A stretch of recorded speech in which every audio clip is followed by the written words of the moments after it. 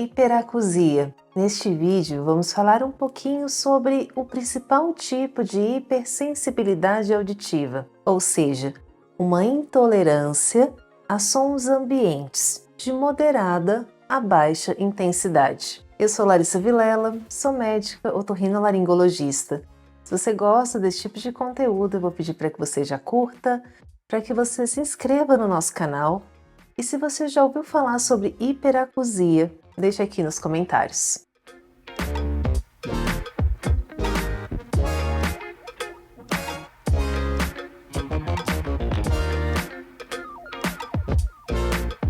A hiperacusia é um dos principais tipos de hipersensibilidade auditiva. É uma intolerância caracterizada por um desconforto ou até mesmo dor na região de ouvido e face.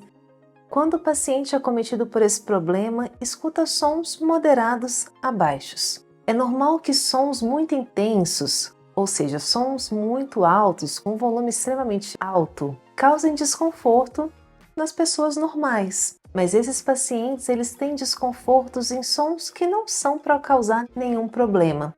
Sons moderados ou baixos causam desconforto nesses pacientes. Talvez você já tenha ouvido falar sobre a hiperacusia em pacientes com transtorno do espectro autista, ou até alguns pacientes com algumas síndromes genéticas, como síndrome de Williams, ou até outras questões como enxaqueca, até mesmo lúpus, algumas outras doenças também podem vir associadas à hiperacusia. Estima-se que a prevalência de hiperacusia pode variar de 3 a até 15% da população geral, mas nesses grupos específicos, como o transtorno do espectro autista ou de síndrome de Williams, a prevalência da hiperacusia pode chegar até 95%. O paciente acometido pela hiperacusia, em sons normais do ambiente, acabam sentindo muito desconforto, têm uma intolerância e uma certa aversão a esses tipos de som. O que faz com que esses pacientes muitas vezes se afastem do convívio social, comecem a aparecer antissociais, evitando ambientes com mais barulhos,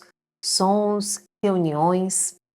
Porque alguns pacientes com hiperacusia, até em sons de fala normal, eles podem sentir desconforto. E por que acontece a hiperacusia? A origem da hiperacusia ainda é um pouco controversa, mas os estudos mais atuais sugerem que a hiperacusia seja uma alteração do processamento auditivo central, ou seja, esses pacientes têm alterações que dão um alto ganho dos estímulos sonoros. Por exemplo, se eu escuto um som, é para ele, de uma forma normal, causar um estímulo dessa intensidade a nível do meu cérebro. Os pacientes acometidos por hiperacusia, com o mesmo som, têm um estímulo muito maior a nível cortical.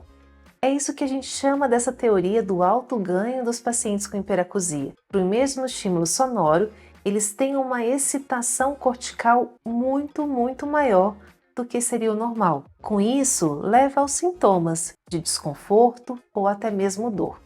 É isso mesmo. Pacientes com quadros mais graves de hiperacusia referem até dor no ouvido ou até mesmo na face, uma dor irradiada do ouvido por um som que muitas vezes parece inofensivo para outras pessoas. Os casos de hiperacusia, eles aumentaram muito nesse momento pós-pandemia. Quer dizer, pandemia e pós-pandemia. A gente percebe que, talvez por aumento de quadros de ansiedades, depressivos, ou até mesmo pela questão do confinamento, de estar mais tempo em casa, isso fez com que a hiperacusia ficasse mais em alta. E aí vários estudos estão relatando sobre a questão de hiperacusia e o tema está mais em alta do que antigamente. A gente acha que está tendo tanto um aumento de casos, quanto também mais estudos e mais evidência aí nessa área. Mas doutora, como que eu sei se eu tenho hiperacusia ou não? Como eu sei se o meu desconforto ao som ele é normal, dentro do esperado, ou se já é esse transtorno? Primeiro ponto do diagnóstico é a história clínica sugestiva. Sons que naturalmente não incomodam as pessoas normais. O paciente sofre um transtorno assim importante quando exposto. E o segundo é que existe um exame específico que confirma o diagnóstico da hiperacusia, que é o chamado LDL, que é o nível de sensibilidade sonora. Nesse teste específico, O paciente vai falar para o fonoaudiólogo, para o examinador, quando ele começa a ter desconforto ao som durante o exame. E o normal é que as pessoas tenham desconforto sonoro a partir de 90 decibéis. O paciente com hiperacusia, ele apresenta o desconforto, ele tem a intolerância ao som em menos de 90 decibéis. 70 decibéis o paciente já tem desconforto, ou algumas vezes até quadros mais graves, onde 50, 55 decibéis, que é o som da fala normal, o paciente já tem desconforto e já tem intolerância. Então, existe um teste específico chamado LDL, onde a gente consegue comprovar e fechar o diagnóstico de hiperacusia. E sempre a gente faz também uma audiometria, uma avaliação da audição, porque algumas vezes a hiperacusia pode vir associado a questões de alguns problemas auditivos, até mesmo perda auditiva. Parece até um contraditório, né? Um paciente que tem maior sensibilidade ao som pode ter perda auditiva? Pode. São questões diferentes a capacidade auditiva e a hiperacusia. E é também comum no paciente com hiperacusia ele ter associação com o zumbido ou até outras questões auditivas. Então a gente faz uma avaliação auditiva como audiometria, impedanciometria, algumas vezes com emissões otoacústicas, e o teste para fechar o diagnóstico é o LDL. Bom, doutora, tenho um diagnóstico, estou super incomodado, está atrapalhando meu convívio social, eu deixo em reuniões de famílias, de amigos. Existe tratamento? O que eu posso fazer? Bom, existe tratamento e o tratamento ele tem várias abordagens. Primeiro ponto, o paciente entender a questão da hiperacusia e saber que o isolamento acústico é pior e faz com que o quadro agrave. E é uma tendência natural do paciente com hiperacusia começar a se isolar de sons, começar a ficar mais em casa, sair menos, começar a usar abafadores para que os sons venham menos intenso, começa a se isolar totalmente dos estímulos sonoros do ambiente. E isso é ruim. É um caminho que acaba acontecendo, mas que com o tratamento a gente vai indo para a direção oposta. A gente sabe que o estímulo sonoro ele é importante para o nosso cérebro ir ajustando neurotransmissores, questões bioquímicas, para a gente conseguir ficar e se adaptar ao nosso ambiente normal.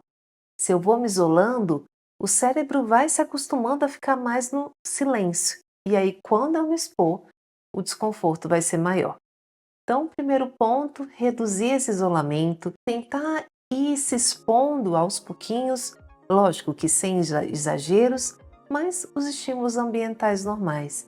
Evitar o uso de abafadores de sons de forma excessiva e ir se expondo a ambientes controlados com os sons normais do dia a dia. Segundo ponto, terapia cognitiva comportamental. Então, a gente sabe que as técnicas de psicoterapia, principalmente nessa linha de terapia cognitiva comportamental, ajuda muito o paciente a reduzir essa aversão ao som, a conseguir começar a se expor um pouco mais e vai trabalhando a parte psicológica do paciente e ajudando a reduzir a ansiedade, medo de exposição sonora. A psicoterapia é um ótimo aliado para o tratamento desses pacientes. Terceiro ponto, terapia sonora.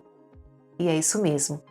Para tratar a hiperacusia, o tratamento dessensibiliza ao som através de estímulos sonoros controlados, feitos geralmente por um fonoaudiólogo através de sessões de terapia.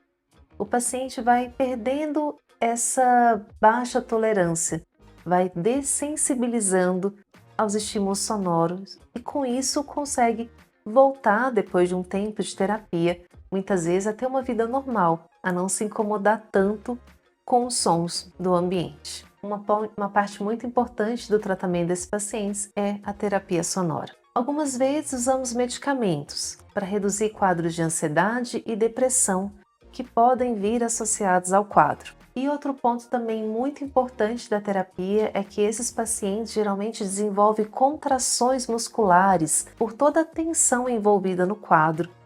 E muitas vezes a gente usa também uma abordagem com fisioterapeuta para liberação de musculatura, para reduzir esse excesso de contrações musculares, que acabam também piorando o quadro. É importante a gente reforçar que os pacientes com hiperacusia não necessariamente eles têm uma audição melhor, eles escutam mais do que a população normal. No geral, não. O nível de audição desses pacientes é normal, ou eles até podem ter uma perda auditiva. Uma perda auditiva não exclui o diagnóstico. Então, o que acontece nesses pacientes é que o cérebro interpreta de uma forma errada, exagerada, os estímulos sonoros, geralmente de intensidades moderadas a baixas. Então, a hiperacusia é uma alteração da quantidade de sensibilidade que o paciente tem aos sons do ambiente. Fica um alerta para os pais de pacientes com transtorno do espectro autista. Está percebendo que seu filho está evitando convívio social, se incomoda muito com os sons do ambiente, os sons do dia a dia.